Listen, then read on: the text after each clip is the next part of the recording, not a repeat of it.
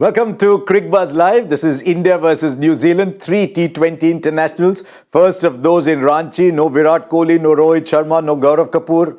Yeah, no Gaurav Kapoor, just me. Just me and just DK. We'll chat about cricket. You know how it is with all these high-flying social animals. You know, Gaurav Kapoor goes around, moves around in those exalted spheres. So he's leaving it us to run today's program. He'll come back. But till then, you'll just have to do with me. And there's DK all dressed up. Jeez, every time I look at DK, I don't actually look at him, I look at myself to see if I can be in the same frame. Look at him. Thank you, Harsha. It's rather flattering, but must say, looking really handsome today. The blues are going well with the cream. I like what I see. Thank you. We've got a girl who looks after our technical side, and she said, wear this combination. So at 3, as I'm running to come here, I said, oh, she said this, so I picked this up and came. Good job. She's done but a it's very good to be back. It's so good to be back in the studios. I've been on a Bharat Darshan recently. 9 games. Enjoyed watching those. The first thing that struck you when you watched those games is India at home is becoming virtually impossible to beat. I mean, you look at the numbers of the number of series that India won at home. Look at the number of T20 series, especially against this opposition. India have never lost a head-to-head series against either Sri Lanka or New Zealand. And apart from one innings by Dasun Shanaka, one innings by Michael Bracewell, India just looked unbeatable. Very true. I think the right word is invincible. You know, you have traveled a lot, and I've also been around playing the sport. The general word I know that. The general word out there is to beat India in India is a massive challenge. Yeah. And that mountain is getting taller and taller by the day. Just with the kind of cricket we're playing, just with the kind of cricketers we are producing over a period of time, it's been phenomenal to watch. I think India can be very proud of the bilateral record that they hold, that they have been holding for some time now. And it shows, consistently teams have come with the hope that they can challenge India, but rarely and seldom have they tried to, go through with that. Yeah. It's in T20s that you probably have a chance because you can turn it around like Shanaka did in that second game. In about 15-20 minutes, you can turn matches around. But what was good to see, different bowlers rising to the occasion. I loved watching Kuldeep Yadav coming back. He's one of my favorites. I just love watching Kuldeep Yadav on the field. Hardik Pandya bowled well. Mohammad Siraj bowled well. Shardul Thakur is always there in every situation. I love the fact that India bowled so well. Absolutely. I think, you've taken 4 key names there. The good thing is Hardik Pandya with the ball is always a big sign. I know you've said that he is the MVP of India, and I cannot go against that. I think that is perfectly put. Also, the rise of a couple of young Indians. I think one of the most interesting names that have been thrown in this format for some time is Umran Malik. I think just with the sheer pace, he is letting the ball talk, and he's good to watch. Every time he comes to bowl, Sunil Gavaskar recently said he's after Tendulkar. The most interesting player that he's wanted to watch is Umran Malik, which is a massive statement. I'll tell you why.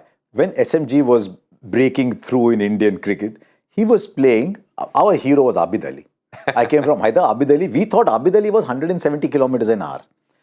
I looked at the footage recently, it was about 120. That was the cricket SMG was playing in India. So for him to see someone bowling 145, 150 is fantastic, and I love watching Umran because even when we are on air doing commentary, we're just sitting. You don't know what's going to happen next. Is there going to be a top edge 6 to third man? Is there going to be a top edge 6 to fine leg? Is he going to come and knock over stumps? So it's good fun to watch. I'm glad you brought up. Absolutely, I think when he knocks those stumps over, you can literally see it flying off that ground, and that is good to watch. Also, a name that I would like to throw in. I know he's just played the 3 T20s, but he's looked phenomenal in the 3 T20s that he's played. Shivam Mavi gave us a little bit of glimpse with the bat as well. Yes. Very interesting knock in the second T20 against Sri Lanka. So overall, I think one of your boys. I'm not surprised you said Shivam Mavi. One of your boys at Kolkata. That's a nice way to put it, but I think he's done really well, Harsha. Like when that under-19 batch, I think it had players worth its weight in gold, like the Prithvi Shaws, Shubman Gills, Shivam Mavi, Arshdeep Singh. Another guy who is my favorite is Kamlesh Nagarkoti. I'm just hoping that he comes through the ranks as well. So some phenomenal cricketers have come through that train. I think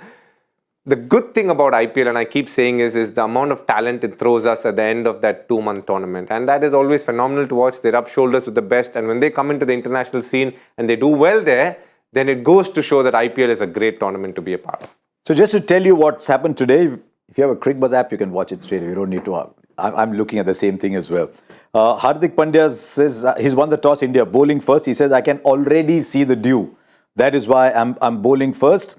Who's not playing?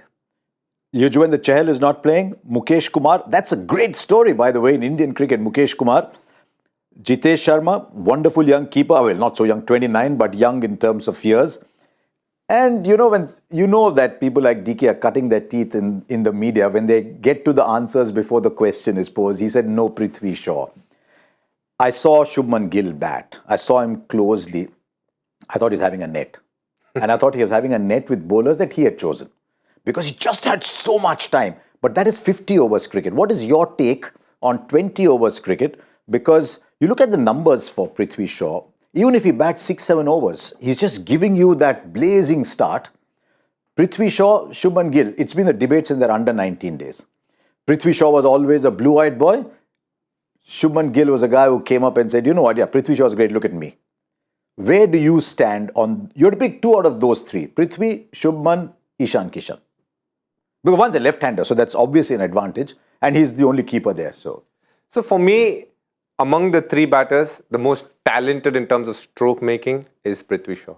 The most talented in terms of work ethics on and off the field, Shubman Gill. The left-hander who is a wicket keeper, hence becomes an all-rounder and is somebody, if he gets going in subcontinent conditions, especially against spinners, can be really dominating, is Ishan Kishan. This is how I would face the three. And I think we're missing out on a few names which are again going to come up. We're not talking about the likes of Rituraj Gaikwad. The opening battle is something that is going to keep continuing for us in Team India only because a lot of players like to play there. And as a cricketing destination, India is obsessed with scores. So where can you make tall scores? At the top of the order. So what do the batsmen do? They try to bat at the top of the order. Many years ago, Saurav Ganguly once told me, sir, white ball, no? You must open.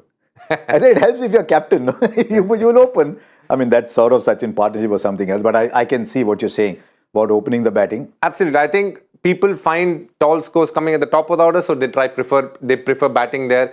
And also the fact that in many ways, if you're a decent player of fast bowling, your best spot is to bat up the order because you have obviously 9 fielders closing in on you and that gives you the opportunity to hit boundaries. And when you get set and you get out of the power play, then you have more chances of scoring at a good tempo. So that's how the tempo is set. Now coming back to these individuals, I think Ishan Kishan is somebody who's been given some time now in the opening slot. But interestingly, he's come good in ODIs, but not so much in T20. If you see his scores in the recent past.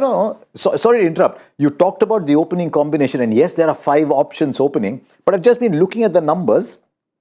In T20 cricket, none of the openers are averaging over 20. So it means that the potential that they have, which is undoubted, has not yet got translated into T20 international cricket. It could be that they've not got a regular run yet. It could be that they've got 3 games here, 4 games there. Someone like Rituraj, for example, they got 2 games somewhere else, 4 games somewhere else. But this is a great opportunity, these 3 games, for the openers to say, me. Absolutely.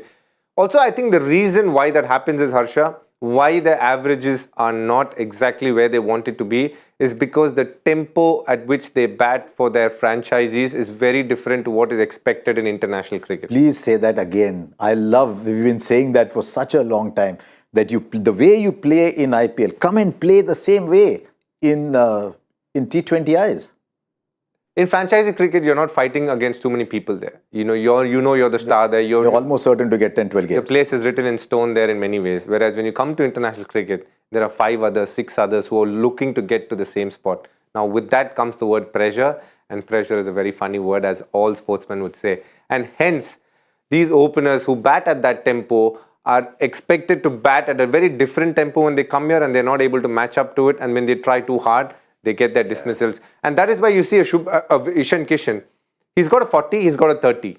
If he's able to convert that into 80, 90 or a 75, 80, then it looks different. The average will look different. The whole gamut of the strike rate and everything that goes along with it will look different. But because he's got out in 40s and 30s, and then in between all of that, he's had a couple of lean scores in single-digit scores, I'm assuming, and hence you can see the average is pretty low. Let's just bring you up to date with who's playing and who's not playing. Largely predictable 11 for India. We've talked about the Prithvi Shaw situation, but I think Hardik Pandya made it clear yesterday that they want to look at Shubman Gill, who's actually played very few T20Is. Huh? By the way, he's only played a handful.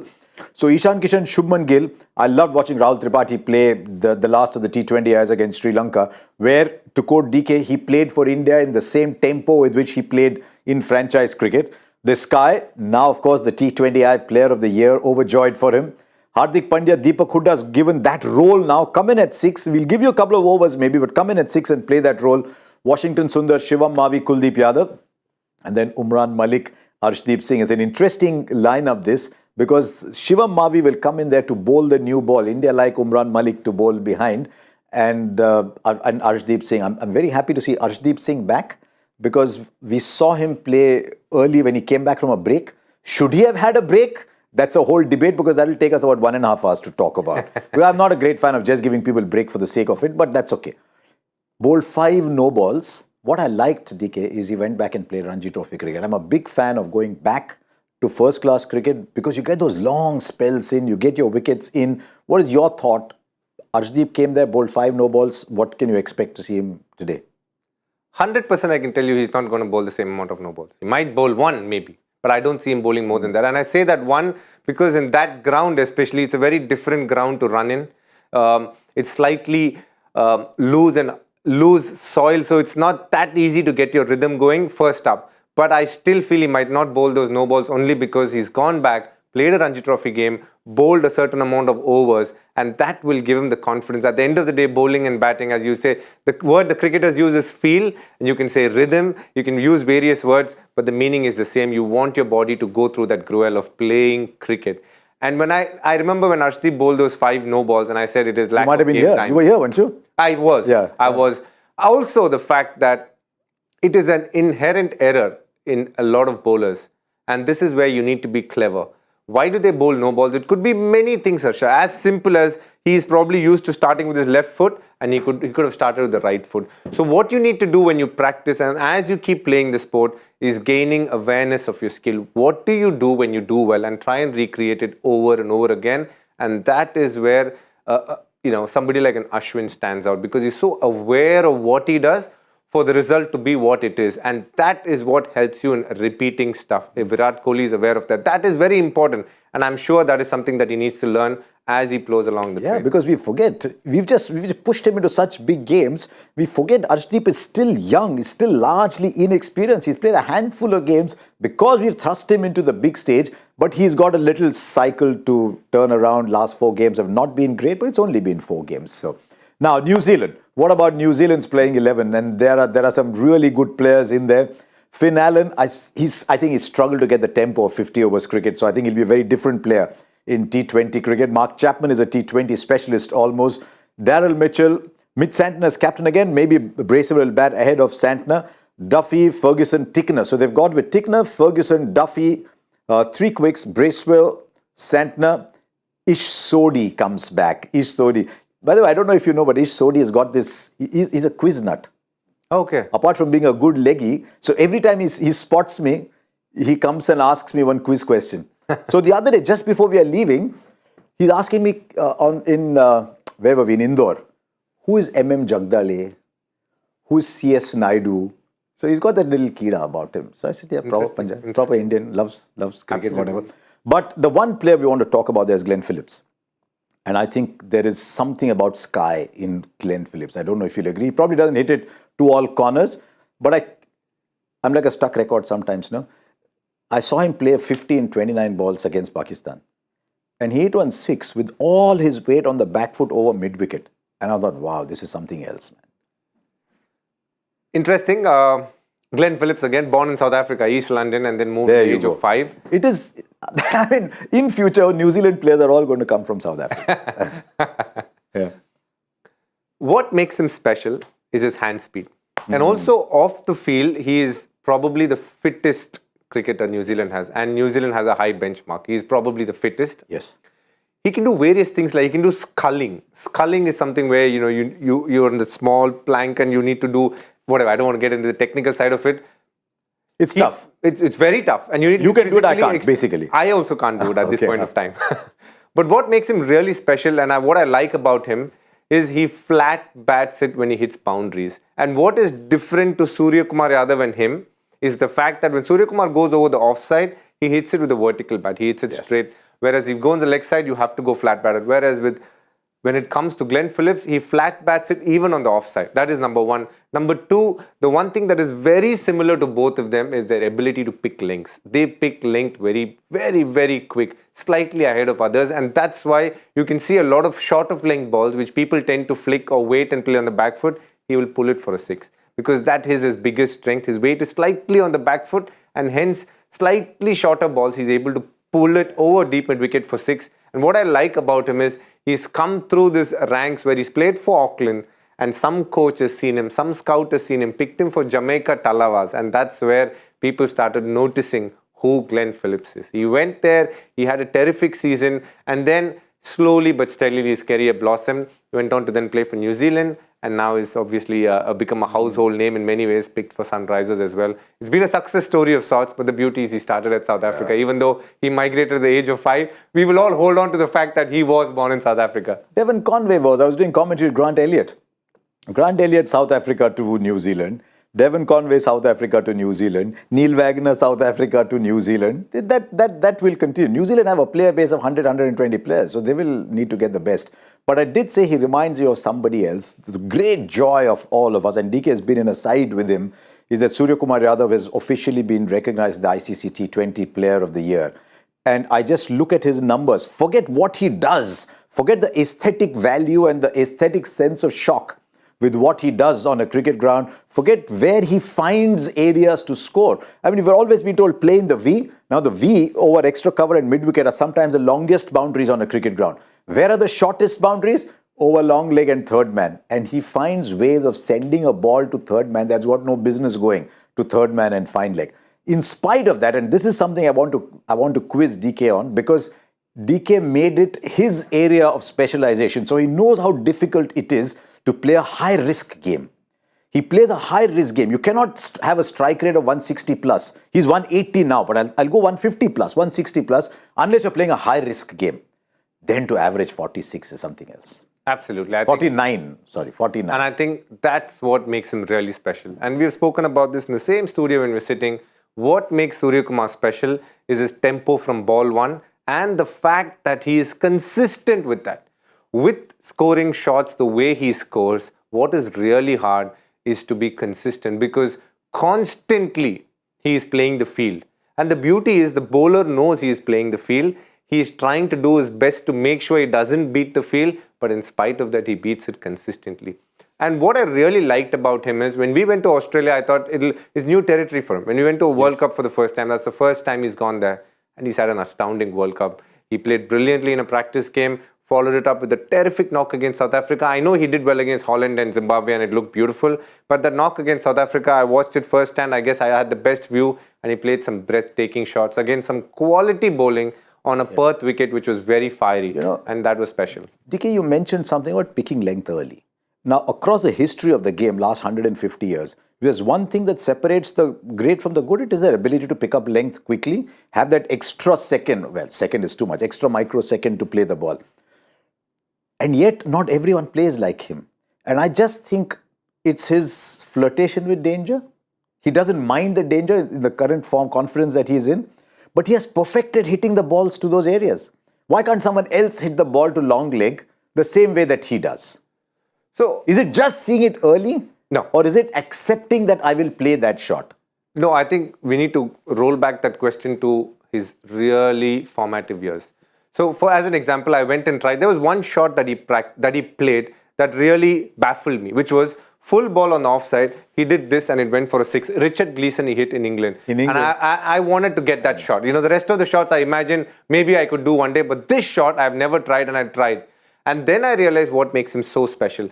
So what makes it really hard is my wrist is able to go up to a point, but that's only going right of point. To get it over short third man is an art by itself. Largely straight bat. Yes, largely straight bat. So you can always, move away and do this, but to be here and then do this, now that takes a lot of skill. So I went and tried it in the nets and I wasn't able to get it. And then when I spoke to him, I realized why it comes to him naturally. When he was young, in his younger days, when he played in his gully and around his building and all that, all the runs were in the sides and behind.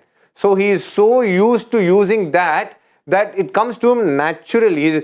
When in your younger years, whatever you develop, it sticks onto you like a glue. And I think his wrists have developed the ability to be really supple, more supple than others, and more. In many ways, he's able to access areas with a bat with a straight blade. And that's what makes him really What special. an interesting point you make about where you were growing up. Sunil Gavaskar is growing up. He cannot hit the ball on the sides.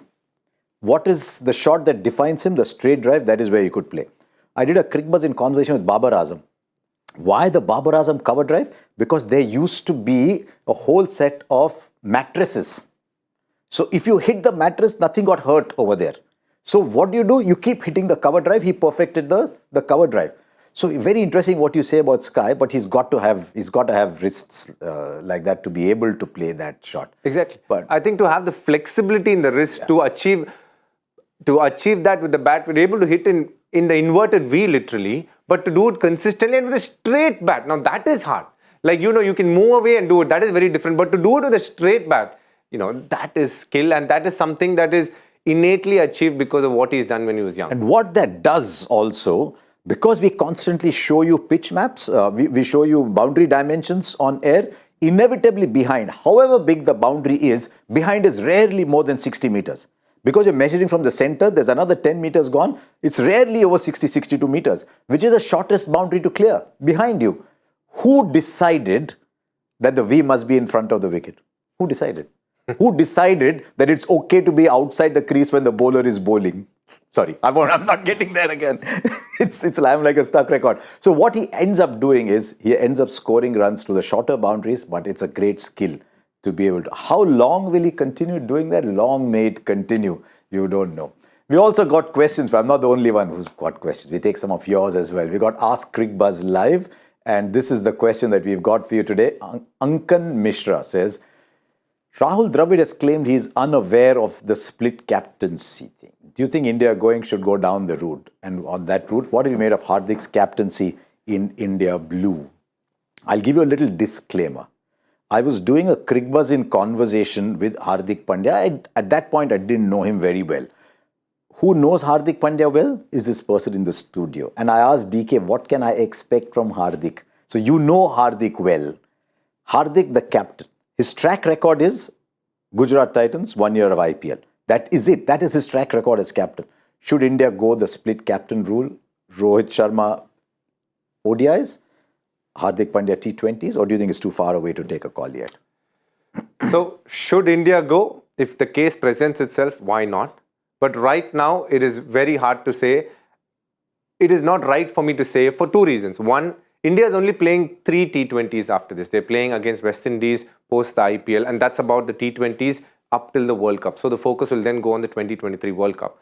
So once the 2023 50-over World Cup is done, I think we'll know exactly where things stand. If Rohit Sharma's team doesn't go on to do something special there, then we could very well see a chance of split captaincy, because I guess the opportunity will present itself at that point of time. Whereas if Rohit goes on to achieve something special, then I think we all would like to think differently and give him another crack at the 2024 T20 World Cup if he himself is willing to go ahead and play that. But for the moment, I do believe that Hardik has done a phenomenal job. Case in point being the T20 that was played against Sri Lanka and Bombay. I think that was a great game. Stopping Sri Lanka for less than 160 was a terrific effort on a day where there was little due. But then I think he showed his captaincy prowess there. I'll tell you what I like about Hardik, the captain, and you've played against him as well, is that whatever the tough situation, he's happy to be in it himself. I don't have someone to take the new ball. Like the other day, for example, I think initially you had Harshal Patel doesn't want to take the new ball, Umran Malik doesn't want to take the new ball, Shardul Thakur, you don't always want to trust with 10 overs inside in the power play. Who takes the new ball? Hardik Pandya takes the new ball. Gujarat Titans don't have such a deep batting order. The top order is a little shaky. All the big hitters are down. Who bats at number 4? Okay, I'll bat at number 4. I'll ensure that David Miller and Tewatia and all are able to play that role. That's what I like about him, that he takes on the tough assignment. True. I think I think that comes to him naturally. From whatever I've seen, he lives up to the big games. After Virat Kohli, if I've seen somebody who wants those big games, I think it is Hardik Pandya. I think you have to put Bumrah on that list as well. Yes. But among the batters, I would say Hardik Pandya loves a big occasion. That's why you would see in bilaterals, he's not too fussed about how he goes about his batting too consistently. I think when it comes to bowling as well, he is somebody who wants to fill in those holes wherever it is. If it is the middle overs, he can come up with the slow ones. But with the new ball, we saw in the recently concluded ODI in indoor as well, bowled really well with the new ball. And that is something he enjoys. Something that has happened with that new ball. He always swung it away. The ball that is swinging back in. It's not just the angle. The one that is swinging back in has also now arrived. He was like a child when he told me. I was at the presentation. I said, he was like a child. He said, outswing aur to mera aata hai. I'm so excited about this ball coming in. And I thought, I hope the child in him never goes away. Because he was excited about the ball that he was getting to swing back. And we can have this conversation forever. There's a game that's about to start. So let's bring you back to what's actually going to happen in this game. India won the toss. They're going to bowl first. Hardik Pandya says there's a little bit of dew already, so they want to chase. And what India have done here is gone with 5 bowlers, 2 spinners, Kuldeep Yadav and Washington, Shivam Mavi, Umran Malik, Arshdeep. So they've got a bowler for different stages. Washington might chip in with the new ball. And then they've got both Hardik Pandya and Deepak Hooda. So they've got enough options. And I think they bat deep enough with Washington at 7, Shivam Mavi at 8. Now New Zealand. Finn Allen, we said at the start, didn't quite get the tempo of 50 overs cricket, but he's different in T20. Do you think it's still a lot about Devon Conway until you get down to Glenn Phillips and Michael Bracewell?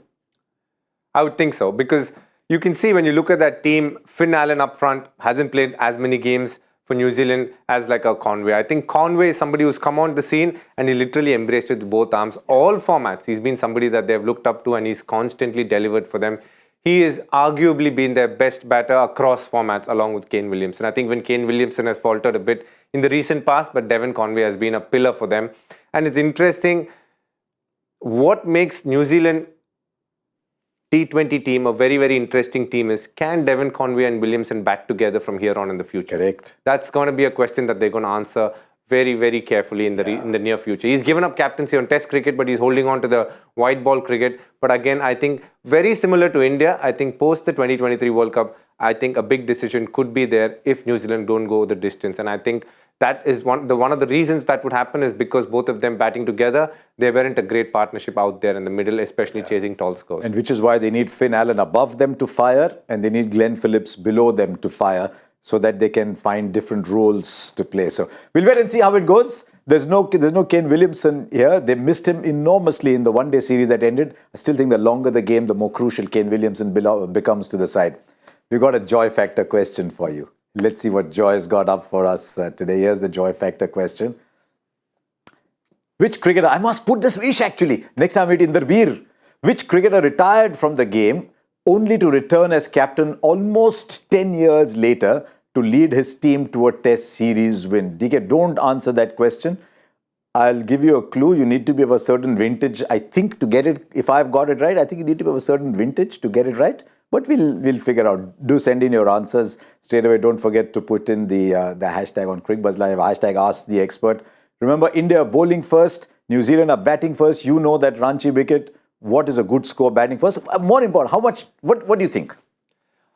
Give me a number. The way that wicket looked, I would say if they can get anywhere close to 175, it'll be a good total. But it'll be a tough one to get there. So, give us the score, no? 175. 175? Okay, I have no clue. Since he's saying 175, I've got to go either this way or that. New Zealand been in India for a while, struggling a little bit. I'll go little under and I'll say 163. So let's see. We'll be back, of course, at the 10-hour mark with Cricbuzz Combox. The two of us, again, will chat. But this time, we'll chat about what happened in those 10 overs. So do join us. Just remind you again that India are bowling first. India have got a well-rounded bowling side. New Zealand are batting fairly deep. Should be a good contest. Join us after over number 10.